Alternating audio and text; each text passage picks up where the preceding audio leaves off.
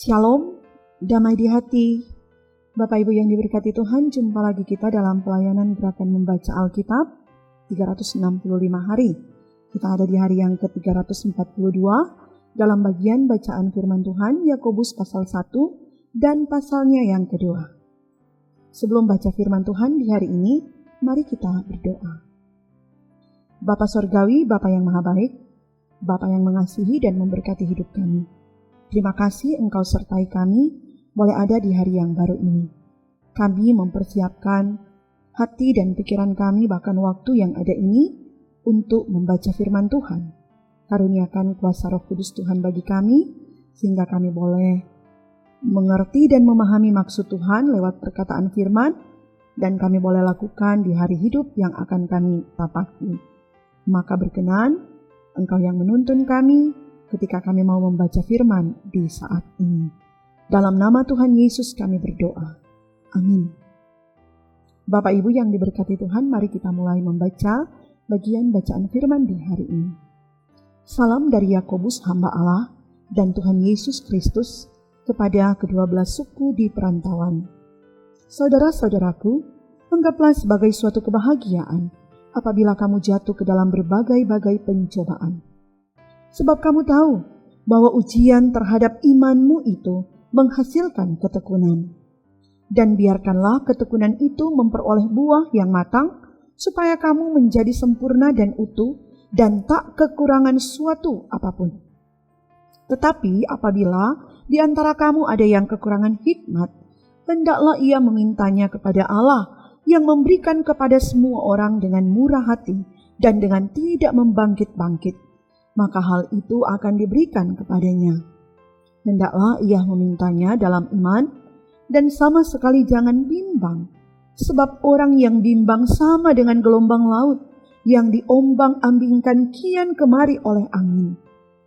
Orang yang demikian janganlah mengira bahwa ia akan menerima sesuatu dari Tuhan. Sebab orang yang mendua hati tidak akan tenang dalam hidupnya. Baiklah saudara yang berada dalam keadaan yang rendah bermegah karena kedudukannya yang tinggi. Dan orang kaya karena kedudukannya yang rendah, sebab ia akan lenyap seperti bunga rumput. Karena matahari terbit dengan panasnya yang terik dan melayukan rumput itu, sehingga gugurlah bunganya dan hilanglah semaraknya. Demikian jugalah halnya dengan orang kaya di tengah-tengah segala usahanya, ia akan lenyap. Berbahagialah orang yang bertahan dalam pencobaan, sebab apabila ia sudah tahan uji, ia akan menerima mahkota kehidupan yang dijanjikan Allah kepada barang siapa yang mengasihi Dia. Apabila seorang dicobai, janganlah ia berkata, pencobaan ini datang dari Allah, sebab Allah tidak dapat dicobai oleh yang jahat, dan ia sendiri tidak mencobai siapapun. Tetapi tiap-tiap orang dicobai oleh keinginannya sendiri, karena ia diseret dan dipikat olehnya. Dan apabila keinginan itu telah dibuahi, ia melahirkan dosa, dan apabila dosa itu sudah matang, ia melahirkan maut. Saudara-saudara yang kukasihi, janganlah sesat. Setiap pemberian yang baik dan setiap anugerah yang sempurna datangnya dari atas, diturunkan dari Bapa segala terang. Padanya tidak ada perubahan atau bayangan karena pertukaran. Atas kehendaknya sendiri, Ia telah menjadikan kita oleh firman kebenaran, supaya kita pada tingkat yang tertentu menjadi anak sulung di antara semua ciptaannya. Hai saudara-saudara yang kukasihi, ingatlah hal ini. Setiap orang hendaklah cepat untuk mendengar, tetapi lambat untuk berkata-kata, dan juga lambat untuk marah. Sebab amarah manusia tidak mengerjakan kebenaran di hadapan Allah. Sebab itu, buanglah segala sesuatu yang kotor dan kejahatan yang begitu banyak itu, dan terimalah dengan lemah lembut firman yang tertanam di dalam hatimu, yang berkuasa menyelamatkan jiwamu. Tetapi hendaklah kamu menjadi pelaku firman, dan bukan hanya pendengar saja. Sebab jika tidak demikian, kamu menipu diri sendiri. Sebab jika seorang hanya mendengar firman saja dan tidak melakukannya, ia adalah seumpama seorang yang sedang mengamat-amati mukanya yang sebenarnya di depan cermin. Baru saja ia memandang dirinya, ia sudah pergi atau ia segera lupa bagaimana rupanya. Tetapi barang siapa meneliti hukum yang sempurna, yaitu hukum yang memerdekakan orang, dan ia bertekun di dalamnya, jadi bukan hanya mendengar untuk melupakannya, tetapi sungguh-sungguh melakukannya, ia akan berbahagia oleh perbuatannya. Jikalau ada seorang menganggap dirinya beribadah, tetapi tidak mengekang lidahnya, ia menipu dirinya sendiri, maka sia-sialah ibadahnya. Ibadah yang murni dan yang tak bercacat di hadapan Allah Bapa kita ialah mengunjungi yatim piatu dan janda-janda dalam kesusahan mereka dan menjaga supaya dirinya sendiri tidak dicemarkan oleh dunia. Saudara-saudaraku, sebagai orang yang beriman kepada Yesus Kristus Tuhan kita yang mulia, janganlah iman itu kamu amalkan dengan memandang muka. Sebab jika ada seorang masuk ke dalam kumpulanmu dengan memakai cincin emas dan pakaian indah, dan datang juga seorang miskin ke situ dengan memakai pakaian buruk, dan kamu menghormati orang yang berpakaian indah itu dan berkata kepadanya, silakan Tuan duduk di tempat yang baik ini. Sedang kepada orang yang miskin itu kamu berkata, berdirilah di sana atau duduklah di lantai ini dekat tumpuan kakiku. Bukankah kamu telah membuat perbedaan di dalam hatimu dan bertindak sebagai hakim dengan pikiran yang jahat? Dengarkanlah hai saudara-saudara yang kukasihi. Bukankah Allah memilih orang-orang yang dianggap miskin oleh dunia ini untuk menjadi kaya dalam iman dan menjadi ahli waris kerajaan yang telah dijanjikannya kepada barang siapa yang mengasihi Dia? Tetapi kamu telah menghinakan orang-orang miskin. Bukankah justru orang-orang kaya yang menindas kamu dan yang menyeret kamu ke pengadilan? Bukankah mereka yang menghujat nama yang mulia, yang olehnya kamu menjadi milik Allah? Akan tetapi, jikalau kamu menjalankan hukum utama yang tertulis dalam kitab suci, kasihilah sesamamu manusia seperti dirimu sendiri, kamu berbuat baik. Tetapi, jikalau kamu memandang muka, kamu berbuat dosa, dan oleh hukum itu menjadi nyata bahwa kamu melakukan pelanggaran. Sebab barang siapa menuruti seluruh hukum itu, tetapi mengabaikan satu bagian daripadanya, ia bersalah terhadap seluruhnya. Sebab ia yang mengatakan jangan berzina, ia mengatakan juga jangan membunuh. Jadi, jika kamu tidak berzina tetapi membunuh, maka kamu menjadi pelanggar hukum juga. Berkatalah dan berlakulah seperti orang-orang yang akan dihakimi oleh hukum yang memerdekakan orang.